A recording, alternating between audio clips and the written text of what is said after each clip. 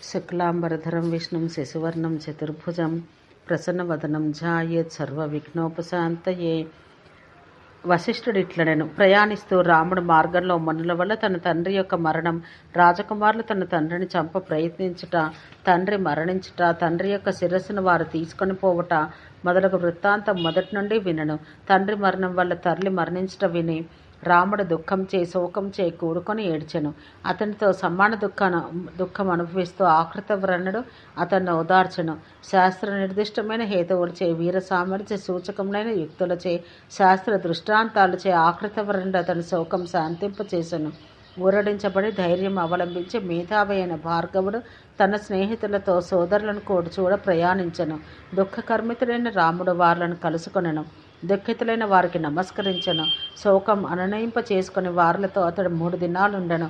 తండ్రి మరణం స్మరించుకుని అతనికి అత్యధికంగా కోపం వహించెను. ఆ కోపం సర్వలోక సంహరణ దక్షమైనది. పూర్వం తల్లి కొరకు చేసిన ప్రతిజ్ఞను సత్యసంగరుడైన రాముడు హృదయమునందు దృఢనిశ్చయం చేసుకొనెను. సర్వక్షత్రియులను చంపుటకతడు ఉద్యమించెను. సర్వక్షత్రియ వంశులను శేషం లేకుండా చంపి వారి శరీరాల నుండి స్రవించిన రక్తం చే పితరులకు తర్పణం చేయ నిశ్చయించుకొనెను. తన హృదయ సంకల్పానికి తన సోదరులందరకు రాముడు చెప్పి వారి అంగీకారం పొంది గృహం వద్ద చేయాల్సిన పితృవిధులన్నింటినీ జరిపి బయలుదేరను. తర్వాత ఆకృతవ్రణుతో కూడా మాహిష్మతి వెళ్ళను. ఆ మహిష్మతిపుర బాహ్య ఉద్యానమున నిలబడి రాముడు మహోదరుని స్మరించెను. మహోదరుడు రామునికి వెంటనే రథచాపాదిలో సర్వసింహాసనాలతో అస్త్ర సమన్వితంగా పంపెను. శత్రువిజయుడైన రాముడు రథాన్ని ఆరోహించెను. శరంతో ధనువు గ్రహించెను. రుద్రదత్తమైన శంఖం పూరించెను. ఆకాశం కంపించినట్టు జాఘోషం చేసెను. సహసాసుడు సారథుల్లో శ్రేష్ఠుడు. అతడు సారథ్యం చేసెను. రథం యొక్క గుణం యొక్క శంఖము యొక్క నాదంతో తండ్రి మరణానికి కోపించిన రామునిచే ఆ మహిష్మతి నగరం ప్రజలతో ఏనుగులతో సంక్షోభిల్లెను. అందరి రాజుల వంశములను అంతమందించిన రాముని రాకను తెలుసుకొని రాజులందరూ సంక్షోభం పొందిరి.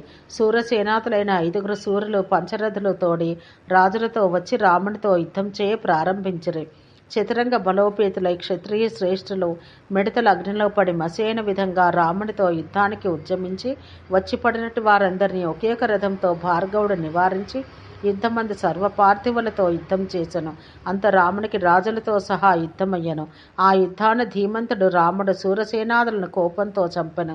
సబల వాహనాలను సంహరించి క్షణకాలంలో రాముడు క్షత్రియ సమూహం నేలమట్టం చేసెను.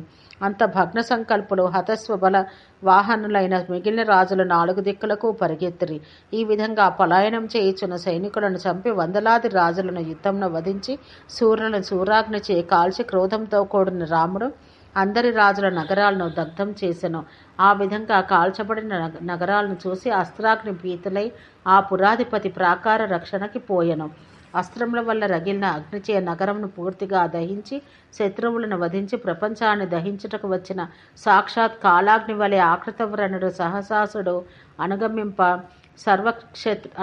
రథఘోషంను భూమికి వణికింప చేయుచున్నాడో అన్నట్లు రాముడు బయలుదేరను. సర్వక్షత్రియులను పృథ్వీతలం నుండి సంహరించి రాముడు శాంతించను. తపస్సు ఆచరింప రాముడు మహేంద్ర కొండకు వెళ్ళెను. ఈ మధ్యకాలంలో క్షత్రియులు యుద్ధానికి వచ్చిరి. అందుకే రాముడు తపస్సు నుంచి వచ్చి వారిని చంపుటకు ప్రతిజ్ఞ పూనెను. నష్టభర్తృకులైన రాజభార్యల క్షేత్రములందు బ్రాహ్మణుల క్షత్రియులను ఉత్పాదించిరి. రాముడు మరలా భూమి యందు క్షత్రియులను శతసహస్రంగా వధించెను. మరల 2 ఏళ్లలో భూమి యందు క్షత్రియుడనేవాడు లేకుండా చేసి తర్వాత 24 సంవత్సరాలు రాముడు తపస్సు చేసెను. బ్రాహ్మణునిచే ఉత్పాదించబడి ఉద్దీపితులైన క్షత్రియులను ప్రళయ కాలాంతకుని వలె రాముడు నిశ్శేషంగా వధించెను. తర్వాత కాలాంతరాన కొందరు క్షత్రియులు ఉద్భవించిరి. వారందరినీ చంపుచు 2 ఏళ్ల పాటు భూమిపై రాముడు తిరిగెను. ఇక తండ్రి మరణం రాముడు స్మరింపనక్కర్లేదు. కారణం తన తండ్రి మరణాన్ని స్మరిస్తూ రాముడు భూమిపై 21 సార్లు క్షత్రియుడు లేకుండా చేసెను.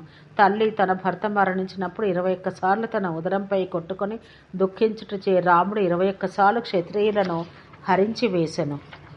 ఓం శాంతి శాంతి శాంతి.